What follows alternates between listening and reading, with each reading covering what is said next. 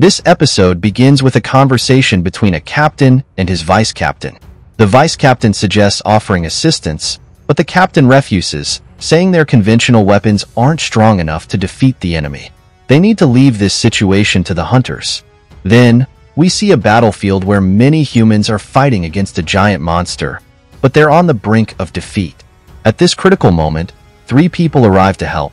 It's revealed they are high-ranking hunters. One possesses healing powers, another has tiger-like abilities, and the third commands lightning attacks. They all battle the leader of the monster group, but after it's defeated, even more monsters appear. On a different battlefield, more fighting is happening with a larger group of monsters, including red and white types, led by a fire-wielding creature. This group is larger in number. The narrator then explains that 10 years ago, some gates appeared, connecting the human world to another realm. In this world, monsters exist, and regular weapons can't harm them. Only hunters can fight against them, and their powers are categorized from Class S, A, B, C, D, down to E. Time then shifts to the present, 3 years after the battle just described. Our main character, Jin Woo, appears. Koga asks Mishima if Jin Woo is very strong. However, Mishima explains that Jin Woo is actually the weakest hunter in the world, who can get hurt just by facing an E-level monster. Jin Woo's friend, Mizuki, also arrives and warns him to be cautious with his injuries. Jin Woo calmly replies that he has accepted his weakness, so it no longer bothers him. Sung then returns to the battlefield with his team, led by Mr. Mabu. Elsewhere, 2 people discuss their meeting with the government, which emphasizes the importance of hunters in eliminating threats. The magical stones and gems obtained after monsters are defeated are now used like currency and are essential for energy production, which is safer than nuclear power and cleaner than hydropower.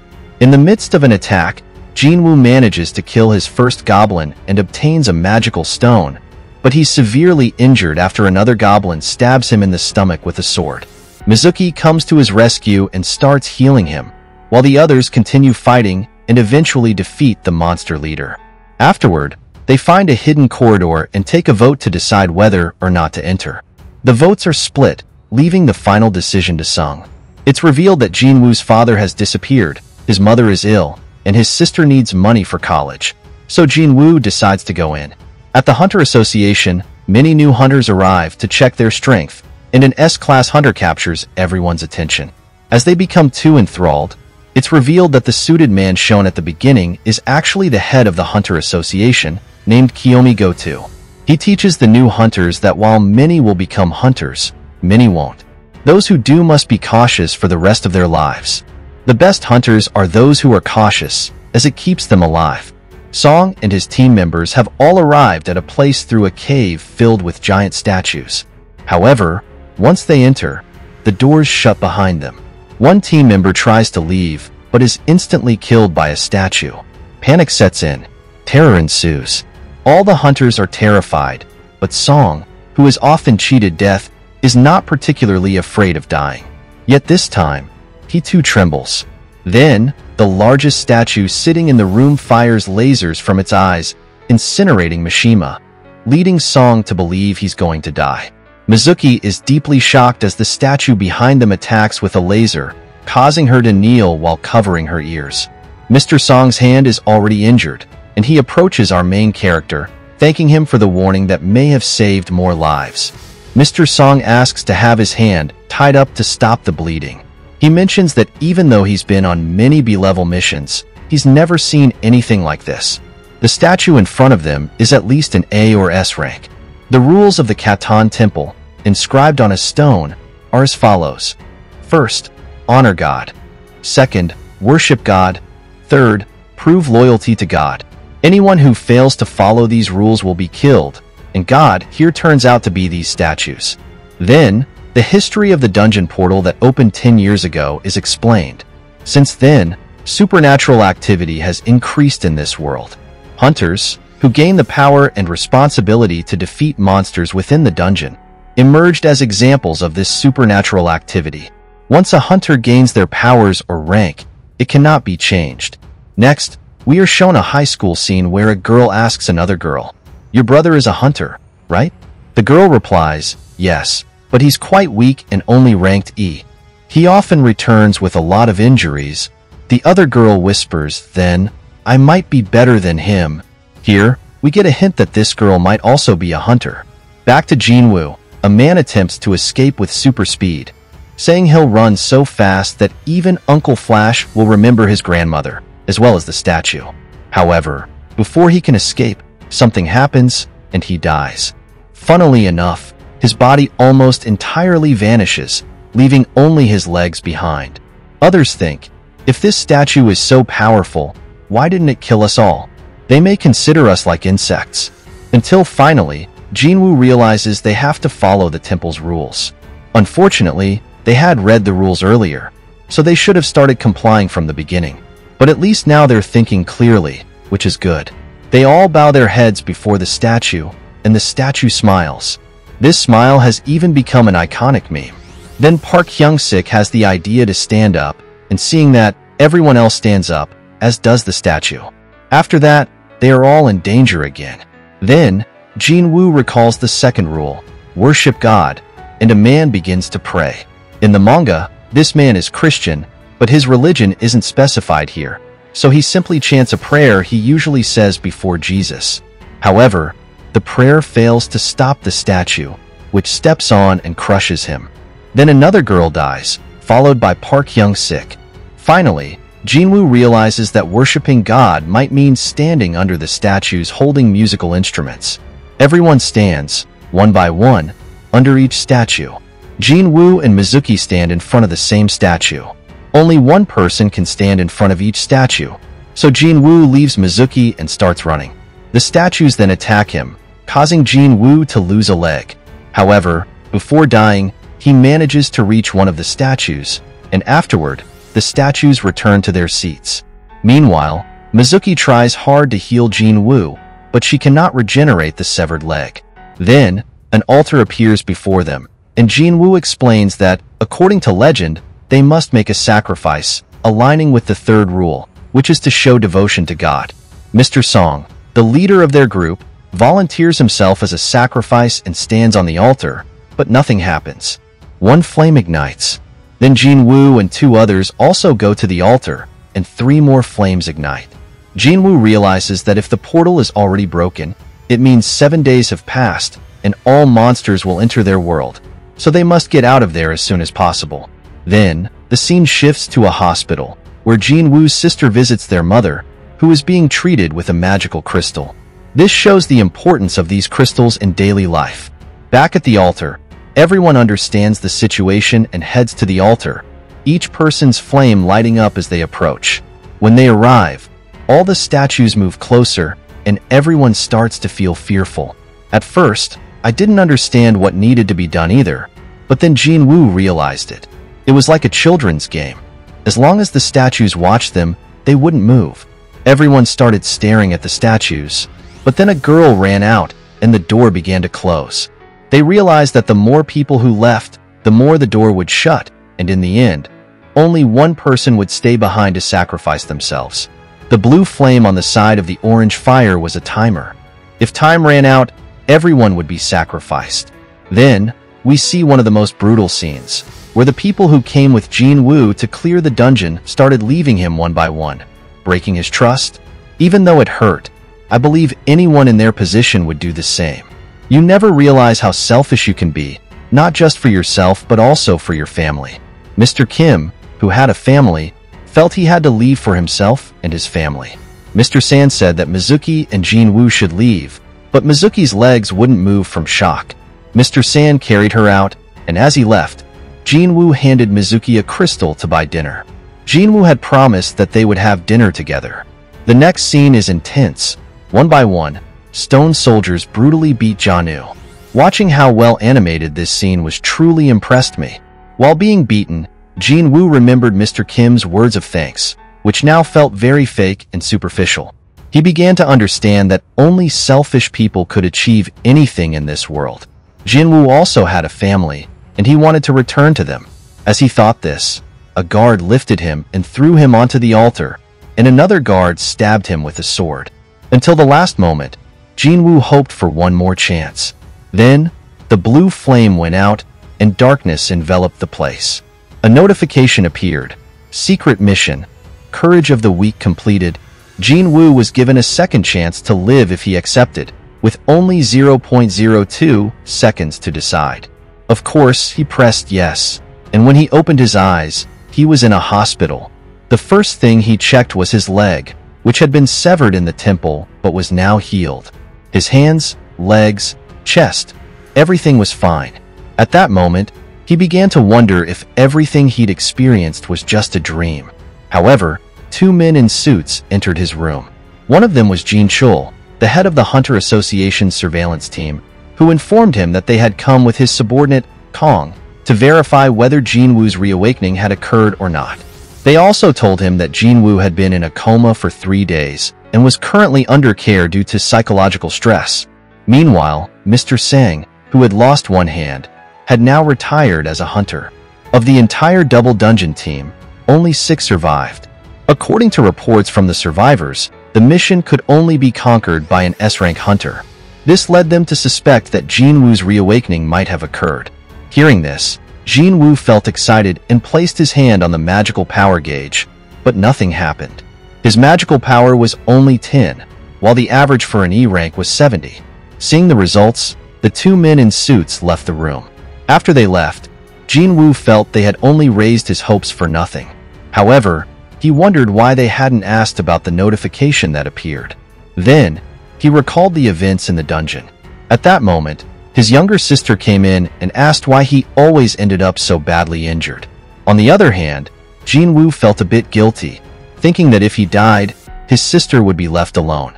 Jin-Woo then asked his sister, Jina, if she could see what he was seeing. However, when his sister replied that she couldn't see anything, Jin-Woo realized that the screen in front of him was visible only to him. Shortly after, Jin-Woo asked his sister how to read messages in the game she often played. Jina told him there was usually a tab to open messages. Following her advice, the message "Survival Training" appeared in front of him. Then, his sister left with Sunji. Note, this girl also appeared in the previous episode. Jin-Woo reads a message detailing the workout routine he needs to follow. 100 sit-ups, 100 squats, 100 push-ups, and a 10 kilometers run. Hearing this immediately reminds me of One Punch Man's training, which might have inspired the author for a bit of fun. There's also a penalty if he fails to complete this workout, but Jin-Woo doesn't think it will be too significant. Next, two men in suits are shown calling the president of the Hunter Association to report Jin-Woo's case. Ultimately, the case is classified as a special case. The next scene features a red-haired man talking with Cha about leading the next B-rank mission. Then, we see a new gate opening in the middle of the street, with people waiting for the hunters to arrive. The scene shifts to the hospital, where Jin-Woo's timer for his penalty ends, sending him to a desert to survive for 4 hours against a red centipede.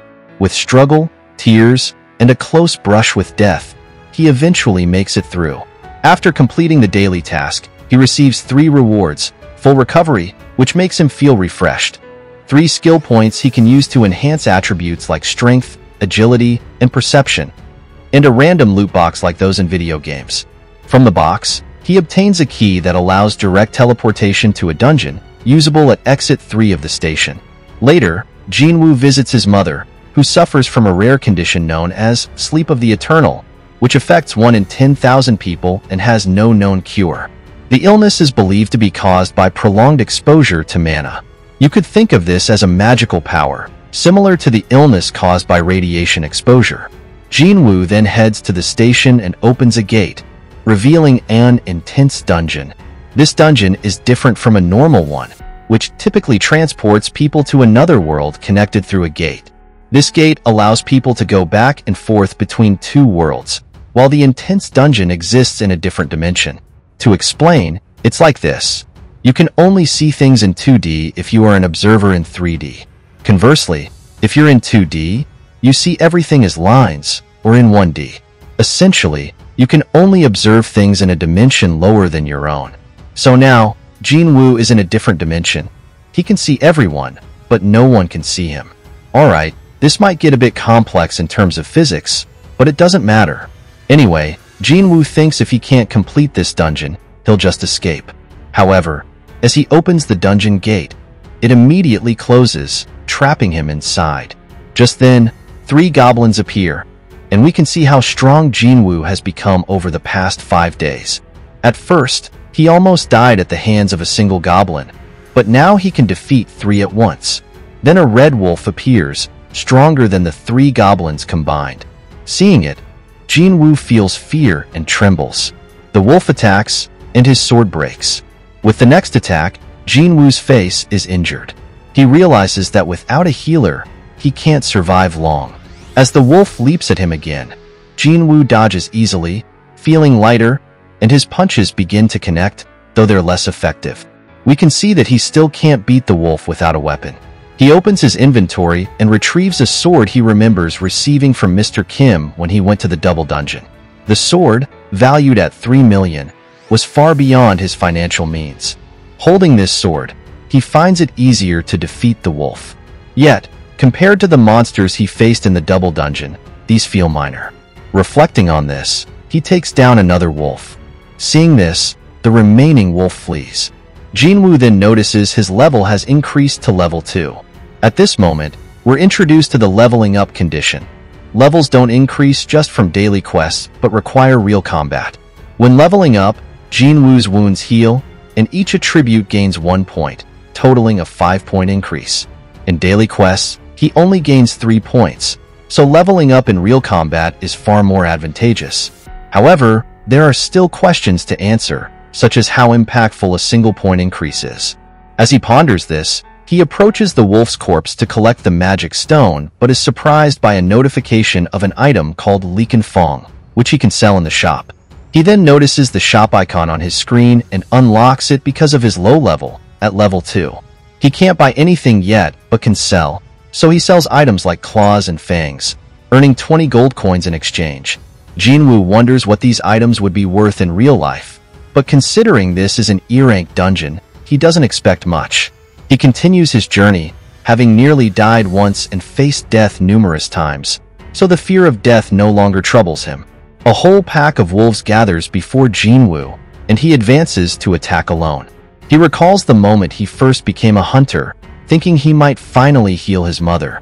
Yet he was so weak then, nearly dying, and now he has a second chance, with nothing left to fear. Jinwoo then took down all the wolves as if he were slicing vegetables, and the animation looked fantastic in this scene. After defeating them all, he began leveling up and earned a new title, Wolf Ascension, which boosts all his abilities by 40% when fighting wolf-type monsters. Meanwhile, we see a dungeon open in the middle of the road with no hunters arriving. It's important to remember that if a dungeon isn't cleared within a certain time, a dungeon break occurs where all the monsters inside come out. Back to Jinwoo. After defeating all the wolves, he received many items, including a return stone that could bring him back. However, he decided not to return, even though his sword was nearly broken. Meanwhile, we see Mizuki near the dungeon. Mizuki receives a call from the Hunter Association to come over because they need a healer. Back with Jinwoo, he continues clearing the dungeon, slaying various types of beasts like Razor Claw Briga and Black Shadow Raven. Each time he defeats a monster, it becomes easier to defeat the next. From the color of the monster names, we can guess their strength. In the first scene, the wolves' names appeared in red, but now they're white. White means the monster is weak, orange means it's on his level, and red means it's stronger. Jinwoo reached level 15, but his instructions stated he wasn't ready to face the boss, even though his level was rising rapidly. His sword was nearly broken, but he still decided to enter the boss room. On his way down, a giant snake damaged his sword in a single strike. The snake, named King of Swamp Blue Venom Fong of Casca, had an orange name, meaning it was on Jinwoo's level. Covered in scales, it was difficult to injure. An intense battle ensued, with impressive animation, delivering an extraordinary visual experience. In the middle of the fight, Jinwoo wondered how much stronger he could become and if he would survive this constant danger to his life. Known as the world's weakest hunter, Jinwoo knew that the strong had nothing to fear, while the weak were bound by fear. Weak people are often underestimated, even if they are intelligent or kind, and power tends to deceive them. Being kind is futile, so Jinwoo decided to become strong. The fight scene continued, but I won't spoil all the details for you. However, watching it will surely be exciting. In the end, when Jinwoo killed the snake, he felt immense satisfaction. He finally earned enough points to strengthen himself. A level-up notification appeared, and he received a sword crafted from the snake's fang. The sword had twice the attack power of his previous one, with a Casca Venom Fang C-class effect that immobilized opponents temporarily and caused them to lose 1 HP per second with each hit. There was also an A-rank potion that Jinwoo could drink once. Drinking it would harden his skin, but his muscles would suffer a 35% permanent reduction. After Jinwoo cleared this danger, the station returned to normal and he exited. As he left, he noticed no one around, and a military officer informed him that the dungeon had broken and many monsters had escaped. The monsters were defeated by other hunters, but the dungeon boss was still alive, and now that Jinwoo had leveled up, he sensed its presence. Jinwoo then went to the location and found 8 E-rank fighters and 1 D-rank fighter. The D-rank fighter was a tank, someone who absorbs enemy attacks, allowing them to hold their ground for a while. Mizuki was also there, but she was still shaken from a previous double dungeon incident, so she couldn't assist anyone. Then, Jinwoo took the lead, throwing his broken sword at the D-rank boss to break its defenses, enabling others to defeat it. Aside from the D-rank tank, the others didn't realize what happened and thought they were the ones who killed the boss. They were amazed by Jinwoo's technique, and Mizuki also sensed his presence. Later, we see a brief scene with Jinwoo, where he can't believe he killed the monster so easily. He thought the monster was weak, but in reality, his muscles and height appeared to have visually increased. At that point, Jinwoo was somewhere between D and C rank. After clearing the dungeon, Jinwoo experienced many internal changes. His physical appearance also transformed, with a more toned body and increased height. Nurses at the hospital noticed, and one even asked for his number. Ah, if only someone would ask for my number. Yes, Jinwoo's physique was impressive. The scene then shifts to a news segment featuring an interview with Hunter Beck, who is asked about his life and the dungeons he's explored. Then we see Jinwoo's younger sister getting ready for school. She, too, is surprised by Jinwoo's physical changes, commenting on his muscular build and increased height. We then see a notification showing Jinwoo's workout tasks: push-ups, sit-ups, squats, and running. Jinwoo has completed the push-ups, sit-ups, and squats but still needs to finish the running. We then see Jinwoo's status, showing he's at level 18, with strength at 48, speed at 27, perception at 27, and vitality at 12, along with additional points he can allocate to any attribute. He allocates points to increase strength, agility, and perception but doesn't touch intelligence. We also see that Jinwoo doesn't have a job yet, but he still holds the title of Wolf Assassin. Then, there's a phone call from a hunter inviting Jinwoo to another dungeon. We see a website with information about dungeons and mission groups, like an online job board. Jinwoo thinks that to earn better money, he needs to venture into higher-level dungeons. There's a magazine called Insightful Times where the top hunters are mentioned, including Hunter Beck. Jinwoo also talks about his reawakening, noting that he has never heard of a hunter becoming stronger by continuously leveling up. Then we see Jinwoo arriving in an area to meet someone who had called him. Interestingly, Jinwoo's notification panel shows that his running task has been completed, meaning he had run to reach the place, covering a distance of 10 kilometers. There, Jinwoo meets Dong-suk, a C-rank hunter who brings a contract to invite him on a mission. One of the children there asks, is he the one called the weakest hunter of all time? The child doesn't realize that Jinwoo is now called the Wolf Assassin and still refers to him as weak. After all the contract and administrative matters are settled, everyone prepares to enter the dungeon through a large gate. In the team, there are 4 C-rank hunters and 2 D-rank hunters. Jinwoo is a bit surprised to see people calling on him only to carry a first aid kit or other loads. However, he receives quite a substantial payment just for doing these light tasks, making it a profitable deal for him. Here, we're also introduced to another character named Eugene Ho, a D-rank hunter equipped with strong armor given by his wealthy father. They enter the dungeon, which has a larger gate this time, perhaps indicating a greater danger inside. As they move in, they don't encounter any magical beasts. But upon reaching an area with numerous holes, Jinwoo senses something and warns the others that insect-type creatures are coming. Soon, we see many giant ants appear. The team easily defeats the ants. Jinwoo simply stands by and kicks one ant, crushing it, while Jinho is thrilled after managing to kill 2 or 3 ants. After defeating the ants, they proceed further, but the scene shifts to a building where many people are exercising. There, we also see Hunter Beck, a man with an impressive physique, muscular and robust. When he punches a ball, the wall in front of him shatters. However, with the condition of that building, it should have already collapsed. Then the scene returns to Jinwoo, who sees many crystals worth millions there. Unfortunately, they don't have adequate equipment to carry all the crystals, so all the hunters leave to fetch the necessary equipment, leaving Jinwoo and Jinho behind. The boss, a spider-like creature, is asleep there. However, Jinwoo feels suspicious about the situation. Then, another hunter named Dong-suk suggests sealing off the boss room, trapping them inside with Jinwoo and Jinho. Jinwoo then talks to Hunter Kim, who shares how some people can die in situations like this without anyone knowing, as there are no surveillance cameras. Jinwoo realizes that these people just want them to die, so they can take the crystals without interruption. Jinwoo then remarks on how people are willing to sacrifice their morals for the sake of those crystals. Finally, the spider boss awakens.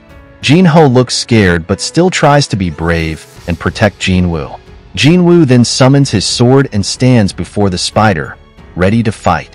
Meanwhile, the other D-rank hunters have already exited the dungeon. Their plan is simple.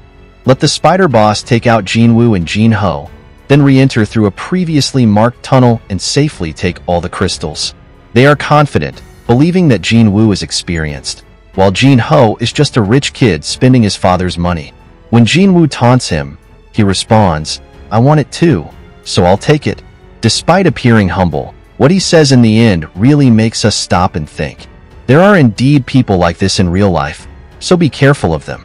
Their backup plan is that if the spider doesn't die or stays alive, they'll go back and kill it. The price of all this, crystals and armor, is worth hundreds of millions, so someone is bound to be tempted. Meanwhile, we see Jinwoo standing before a C-rank boss, analyzing the situation.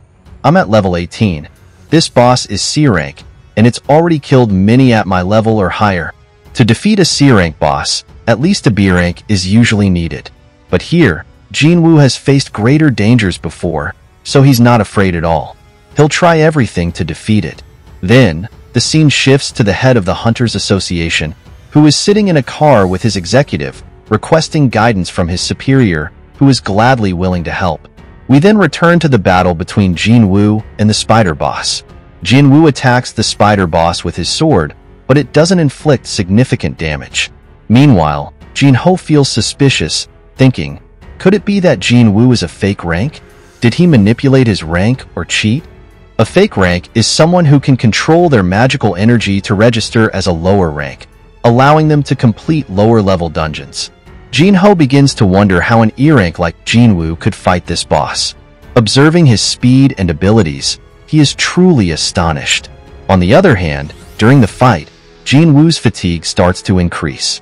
As it rises, his speed will slow down. Jinwoo's sword has paralysis and drain abilities, and it's his only option. But to use it, Jinwoo must injure the spider boss.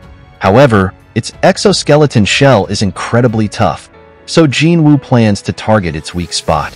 As he approaches the spider boss, it attacks with acid that can penetrate rock. Jinwoo falls to the ground, his body disappearing. At that moment, he uses a new ability called Dash to boost his speed, clearly visible in his movements. His speed is amazing, but it still doesn't damage the spider boss. Despite this, Jinwoo keeps trying, and his fatigue level reaches 70, which slows him down even more. As a result, the spider boss throws him far away. Just as the spider boss is about to finish him off, Jinwoo suddenly uses a full recovery he saved from his last daily quest. What follows is an epic scene, with impressive animation, theme, and action. The fight is intense, and in the end, Jinwoo manages to kill the spider boss in a brutal way, paralyzing it. Jinho is visibly shocked by this, as shown by his expression. Meanwhile, Dang Suk arrives at the location with other hunters and is stunned to see the spider boss dead and both Jin Woo and Jin Ho alive. He doesn't fully understand what happened, and on the other hand, we shift to a place where executives and the head are training together. Back in the dungeon, people, including the other hunters, assume that they defeated the boss. It's revealed that Mizuki, the owner of the construction company, is Jin Woo's father. Dang Suk offers Jin Woo a choice. If he kills Jin, he will let him live. But Jin, having witnessed everything, decides to side with Jin Woo instead of the other hunters. Then, an emergency quest appears where Jin Woo is tasked with killing 6 people, or his heartbeat will stop and he will die. The scene then shifts, and we see Hyjin and Gina, hunters from the White Tiger Guild. They meet a girl related to their work. Gina mentions that she once entered an A-level dungeon with Miss Cha and managed to defeat the boss alone, but she was shocked afterward. The scene shifts again, and just before this, a hunter attacked Jin Woo, and it seemed like Jin Woo was dead, but he wasn't. Lying on the ground, Jin Woo analyzes everything that happened.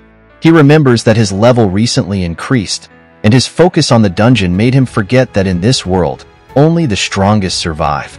Now, he accepts the emergency quest, where the system demands he kill the 6 people to stay alive. If he doesn't, his heartbeat will stop. So, let's continue from here.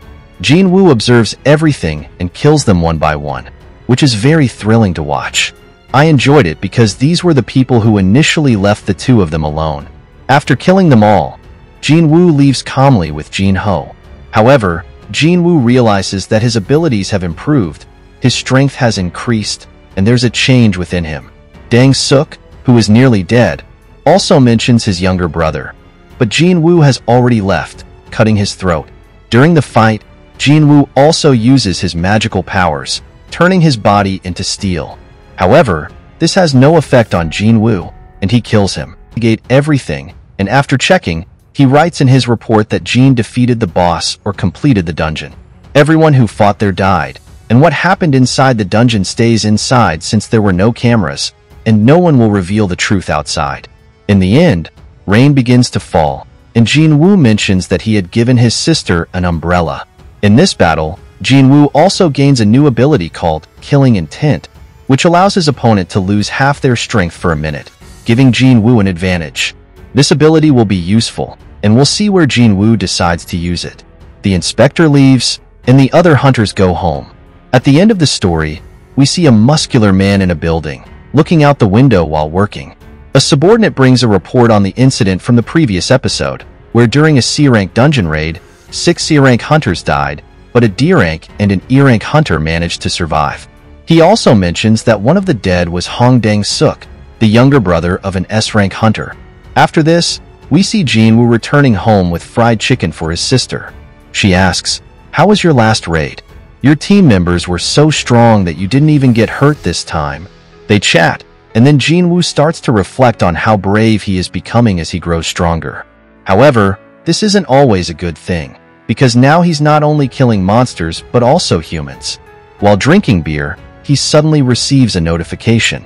To understand the notification, Jin Woo goes to his room, and we learn that he has gained a skill from a double dungeon called Health and Longevity, which makes him immune to alcohol. Because of this skill, his injured hands and feet also heal. In the next scene, we see Jin Woo meeting Jin Ho at a coffee shop, where he asks him to join her team. Jin Ho wants to become a guild master, like her father, which would help her manage her family's company.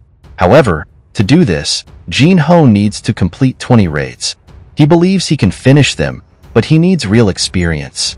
Jin Ho explains that everything found in dungeons is valuable. Her father wants an S-class hunter to lead their guild, while Jin Woo and her brother will be second in command. But to achieve this, he has to succeed in 19 more raids and offers Jin Woo 30 billion yen as a reward. Jin Woo thinks to himself that he would have accepted this offer right away in the past, but now he is the only one who can level up and will eventually become an S-rank hunter himself. He feels Jin Ho's offer isn't right for him and is about to leave. Then Jin Ho says, "If you raid with me, I won't tell anyone your secret." Hearing this, Jin Woo looks at her sharply, and Jin Ho starts sweating. Meanwhile, in America, Hong is furious over his brother's death. He is convinced it was murder and asks his assistant Laura, what happens if we kill a hunter abroad? Laura explains everything, but also reminds him that his schedule is still busy. If he leaves now, his guild will lose a lot. Hong agrees to stay in America for a few more days, hoping Jin Woo and Jin Ho will still be alive when he arrives. In the next scene, Jin Woo is seen working out in the park with his sister. He asks, if you had 30 billion, what would you do? His sister only thinks about college fees and their mother's medical expenses, as those are the most realistic concerns. Then, Jin Woo continues his daily training and finds that even though his tasks are complete, the counter keeps going. He does twice as much as usual and receives a random loot box. From the box, he gets a key to an S difficulty dungeon. If he succeeds, Jin Woo will receive the elixir of life, which can cure any disease. Wanting to heal his mother, he enters the S-rank dungeon, though he's uncertain if he can complete it. Once inside, he encounters the Gatekeeper Hell. A magnificent battle ensues, with stunning visuals displayed. This time, however, Jin Woo takes a heavy beating. As he is about to lose, he tries to use a return stone, but the monster knocks it away. With his HP below 16, he buys a health potion from the store, but it has little effect. Finally, he uses Kasaka Venom, which gives him a 20% boost. Since he is immune to alcohol, Jin Woo also isn't affected by the poison and suffers no negative effects from it. Another intense battle follows, but this time the tide turns, and Jin Woo manages to overpower the monster. After defeating it, Jin Woo levels up, which heals all his wounds. As a reward, he gains access to the castle gate, Saberfong, and the Gatekeeper's collar. He also acquires the Elixir of Life formula, but to complete it, Jin Woo needs 3 items, all of which can be found in the Demon Castle. After obtaining them, Jin Woo leaves the place, knowing that with his current level, advancing further could lead to his death. After returning from the S-rank dungeon, Jin Woo sits by his mother's bedside and reads the notification about the Elixir of Life mentioned in the message. This Elixir of Life can cure all diseases. To make it, Jin Woo needs 3 ingredients, all of which are in the Demon Castle. With these 3 ingredients, he could also cure his mother's long sleep illness. Jin Woo waits to become stronger so he can clear the dungeon. While thinking this over, Jin Woo finally decides to meet with Jin Ho and agrees to his request.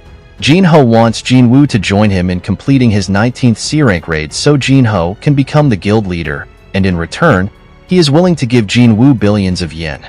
Jin Woo agrees with one additional condition. Only he and Jin Ho will enter the dungeon, allowing Jin Woo to hide his power level. The benefit for Jin Ho is that his father will believe he cleared all the dungeons without casualties. Finally, Jin Ho agrees, and they begin planning how to complete the 19 challenges. We then see Hunter Cha training in the field, where a well-dressed man approaches, hands her a card, and says he has been waiting to meet her. The scene shifts to Jin Ho, who is sitting in a car with his father, the owner of Eugene Construction.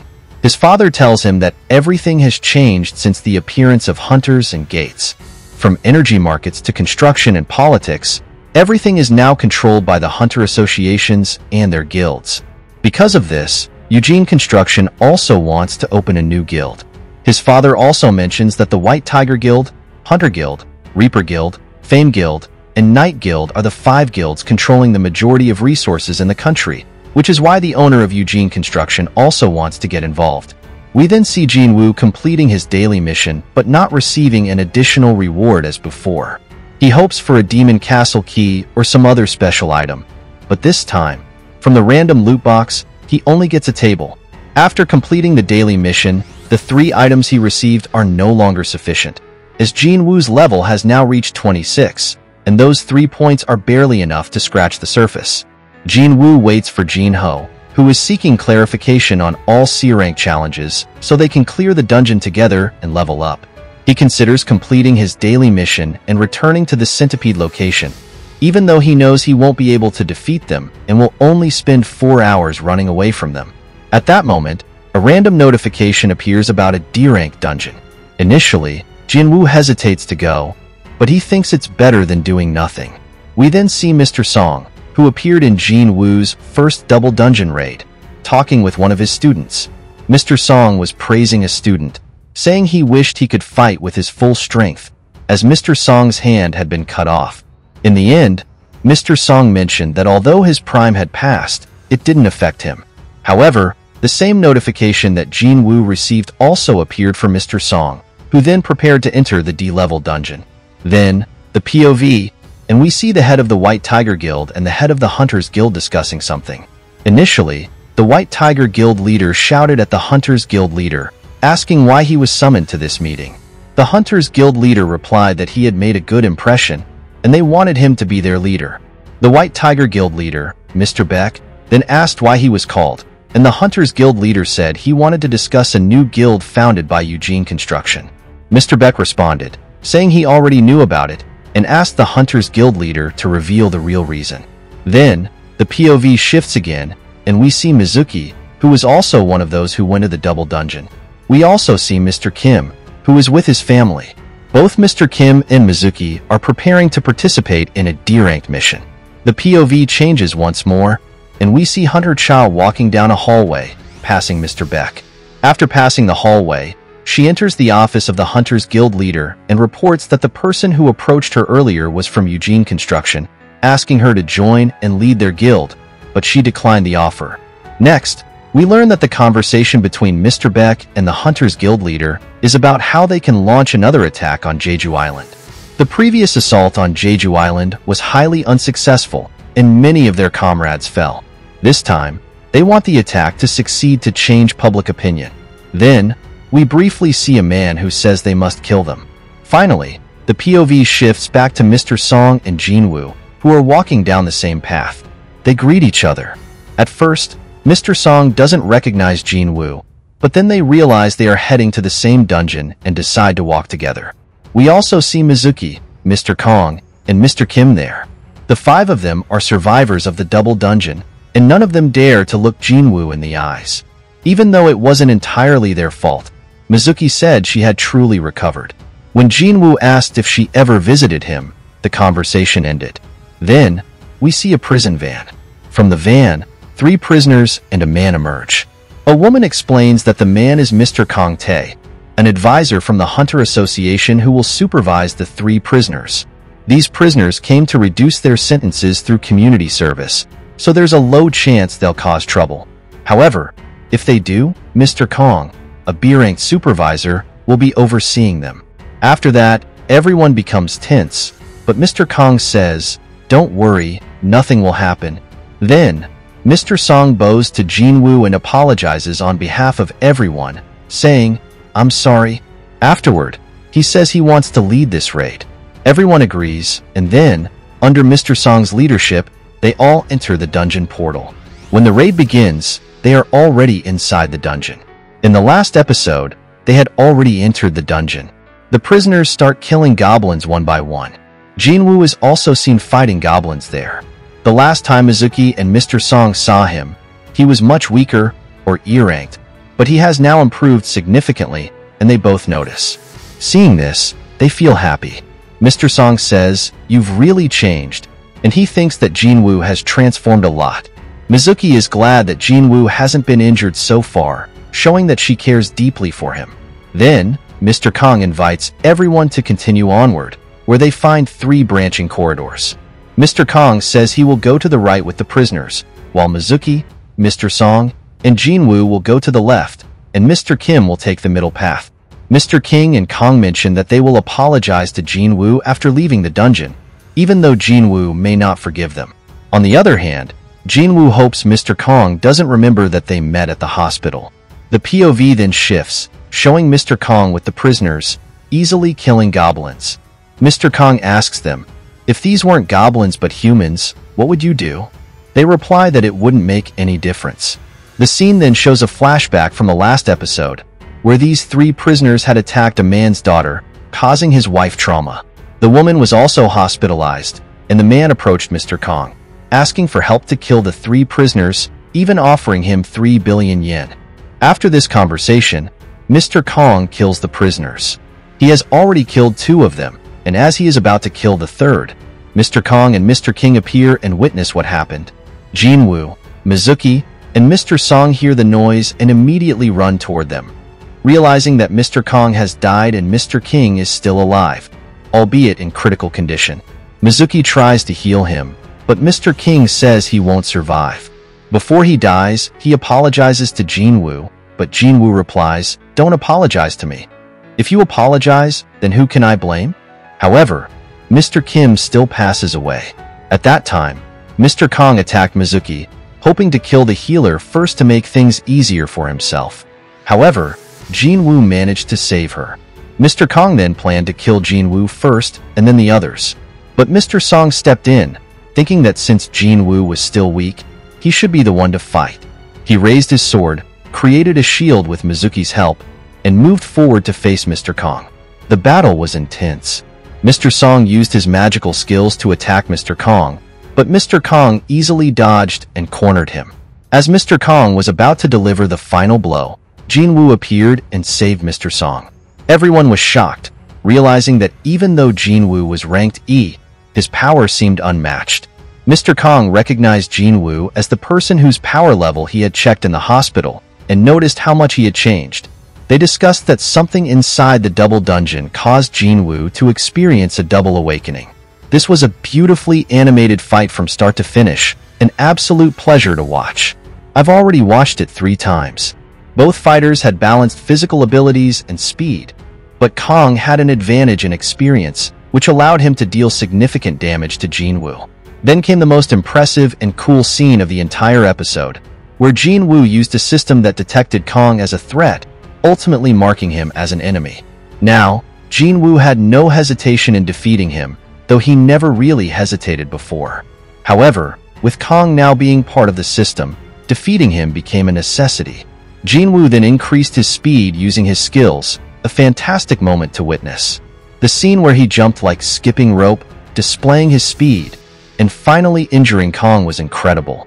But then Kong used the skill Slith, where he disappeared and attacked Jinwoo from afar. Jinwoo couldn't detect him and was even wounded on his leg, while Kong taunted, "What will you do now? Heal yourself or fight with an injured leg." The Slith skill is so rare that almost no one knows about it, but Jinwoo eventually healed himself and managed to defeat Kong. The battle was truly remarkable, friends. In his final moments, Kong said a famous line, "If you gaze into the abyss gazes into you," meaning if you look into darkness too long, you also become dark. However, in Jinwoo's case, his shadow power would make him a part of the shadows, and with those words, Kong died. Jinwoo gained the Slith skill and completed the quest. He then asked Mizuki and Song to leave while he continued to clear the dungeon alone. Later, we see a character named Jin Cheol who is shocked to hear that Kong has died.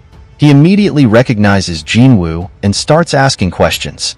Jinwoo is worried that his secret might be revealed, but at that moment, Song takes responsibility and says, "This is my way of thanking him." Song adds, "If you're hiding your power, there must be a good reason for it." Then, we see a scene with Mizuki and Jinwoo sitting together.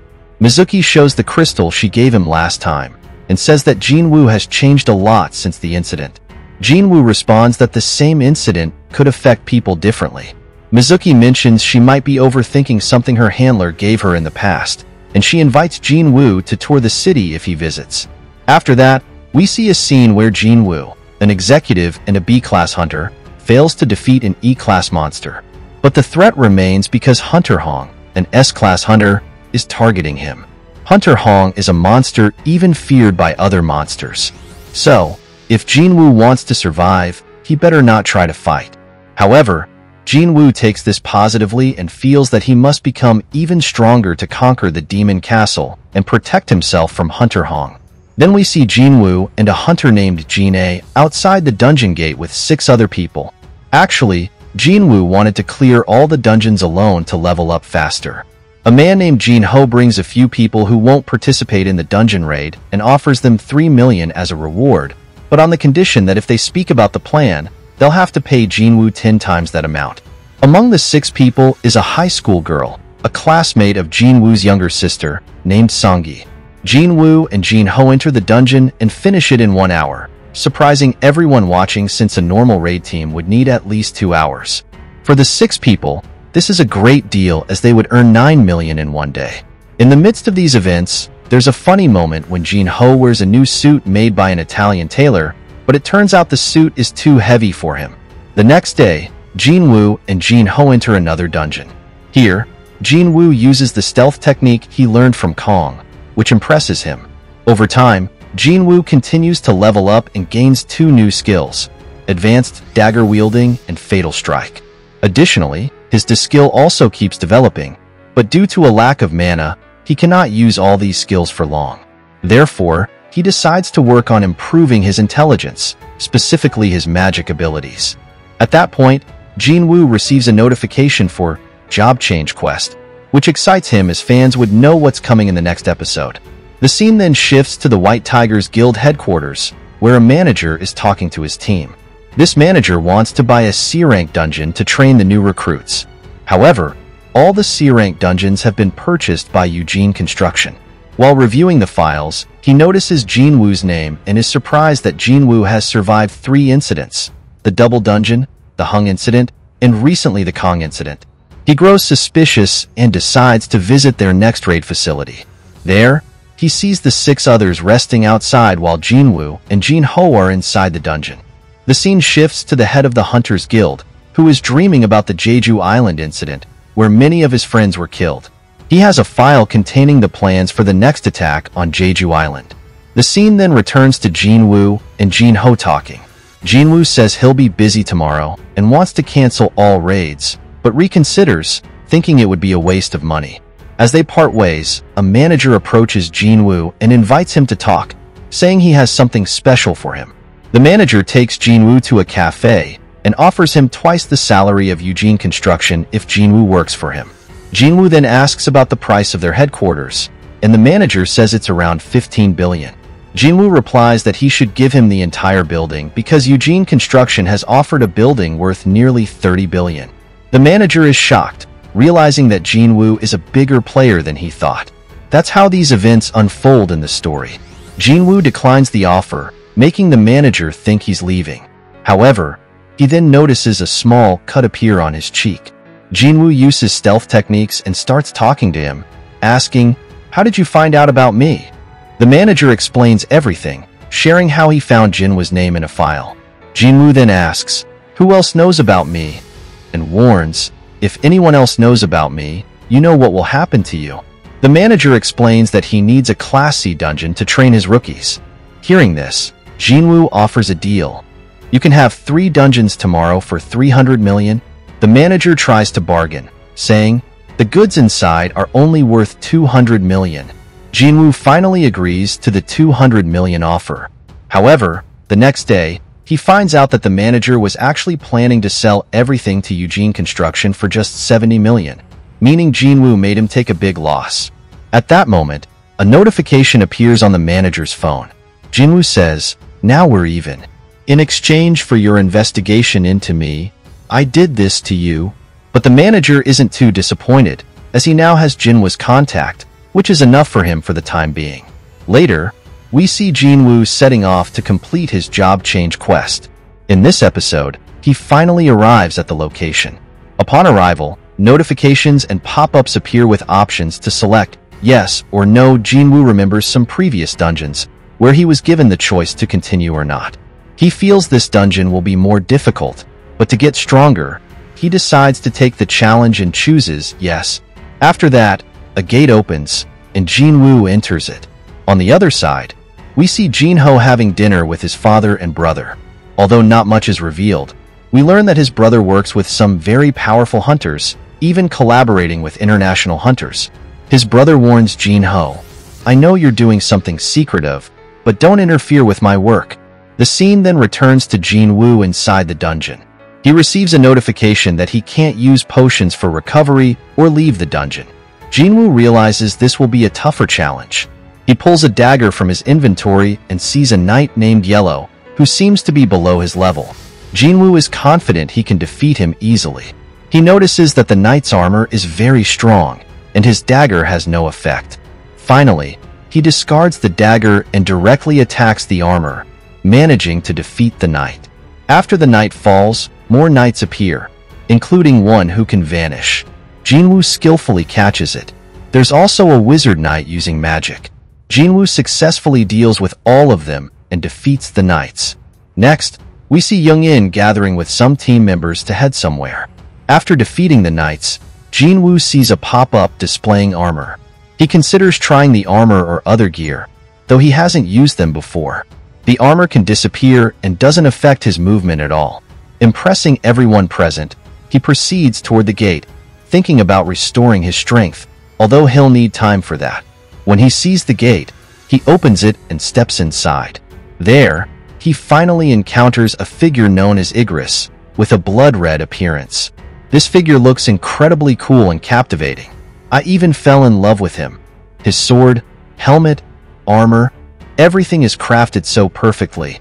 He guards an empty throne with no one seated on it. The battle between them began. Jinwoo quickly realized that his opponent had the advantage, but he never thought about losing. That's what I love most about Jinwoo. His incredible optimism, always finding a way to win.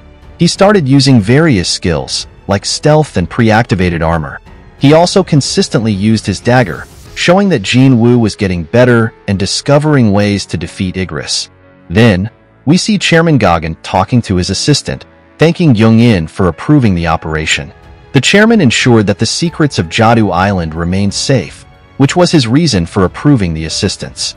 Back in the fight between Jinwoo and Igris, Jinwoo began relying on his armor, knowing he couldn't cut through his opponent's armor. Eventually, Igris landed a blow that pushed Jinwoo close to the throne. When Jinwoo sat on the throne, I felt he had won. I thought the mission was simply about sitting on the throne. However, as soon as he sat, Igris attacked him again. Jinwoo then executed a cool dash attack, making the fight thrilling. Many perspectives and animations were used, making it feel very realistic. After sitting on the throne, we also see Jinwoo's sister preparing dinner for him and continuing her studies. Then, Jinwoo sat back on his throne, saying, "I haven't lost yet." He launched an attack with his dagger, making himself appear and disappear repeatedly, finally breaking through Igris's armor and defeating him. After this victory, Jinwoo received 4 rewards. First, a pouch containing nearly 1.5 million gold coins. Second, Igris's S-grade knight helmet, which reduced physical damage by 15% and boosted his strength and vitality by more than 20%. He also received a Rian stone and a teleportation stone. Upon seeing the stone, Jinwoo realized the dungeon wasn't over, as the stone signified something was amiss. Then, many knights emerged from a portal, and Jinwoo was given a new mission, the enhancement point. Now, as long as he could survive, the longer he could save himself, which might ultimately benefit him. That's what I understood from all this. So yes, he just needed to survive as long as possible. Finally, we see the battle again between the knights and Jinwoo. Meanwhile, Jang Il had already taken off with his team in a helicopter for a mission or operation. Here, we can see the battle between the knights and Jinwoo, where Jinwoo looked shocked at the overwhelming number of enemies surrounding him. He even hid his stealth skill. Finally, something Jinwoo didn't want to do. He tried to teleport, but his stone fell while he was fighting the knights. The knights kept appearing through the portal, and his fist was severely injured. He was exhausted. At the same time, a monologue in his mind continued, remembering how everyone once called him the weakest hunter. He also recalled that even though he was physically strong now, he might still be mentally weak.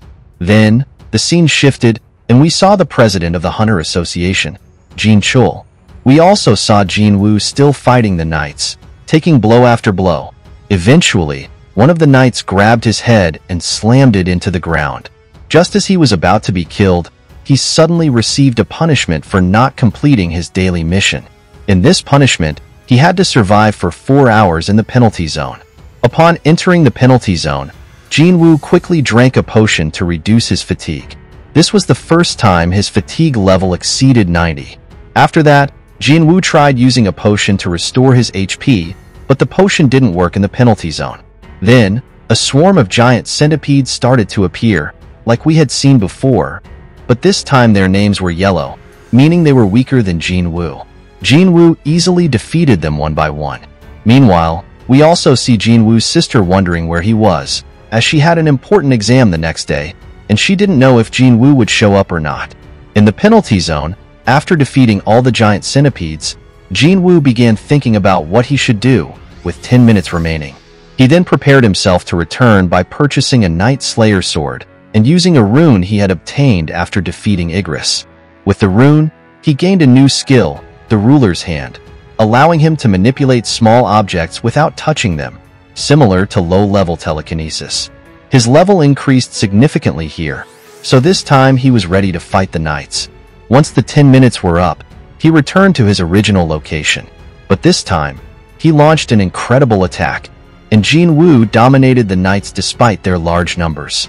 He used various skills to defeat them, and at that moment, he realized he should go after the wizards who were the main cause of the knights' appearance. There were 5 wizards, and Jinwoo killed them one by one.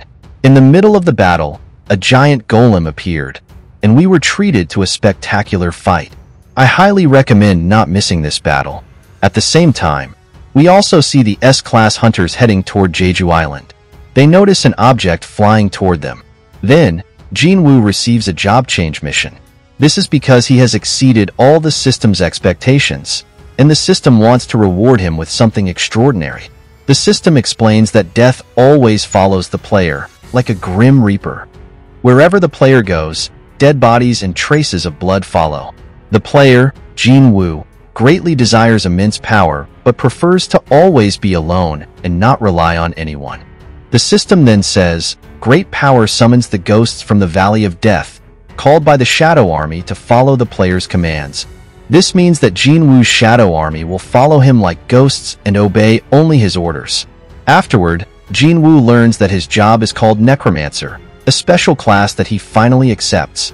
He recalls that the mage he fought previously was almost like a necromancer too, so he decides that this transformation may be a fitting choice for him. Later, we see the head of the Hunter Association talking with Jin Chul in the morning. He says that a hunter's strength usually doesn't change after their first awakening, but there are some who experience a reawakening. The association head believes that there will be someone who undergoes reawakening and brings hope to the entire world, referring to Jinwoo. After this job change, Jinwoo, now a Shadow Monarch, gains his new powers. He is prompted to choose a password or keyword to summon all shadows. In this extraction process, he doesn't need to use any points or shadow control, although currently, Jinwoo can only control up to 30 shadows. He chooses the word Rise and uses it on the knights he has defeated, and many Shadow Knights appear before him. Seeing all of this, Jinwoo feels delighted and realizes that all the Shadow Knights and mages are at level 1. He then thinks, if I can extract their shadows, can I extract the shadow of someone at level A or S? With this thought, he approaches Igris and tries to extract his shadow. The first and second attempts fail because Igris's shadow resists. At first, Jinwoo thinks this might be due to shadow extraction conditions. The stronger the subject, the lower the chance of successful shadow extraction. Finally, Jinwoo gives a speech to Igris, saying, the king you're waiting for may never return. So if you must serve someone, serve me. He attempts a third time and says Rise, and this time Igris rises as a level 7 shadow, already a knight class. The system asks Jinwoo, what name do you want to give him? And Jinwoo proudly replies, Igris. Then, we see a small post-credit scene where all the S-class hunters stand before a dead body, which turns out to be an ant. They are all shocked because they never expected to find something like that on Jeju Island.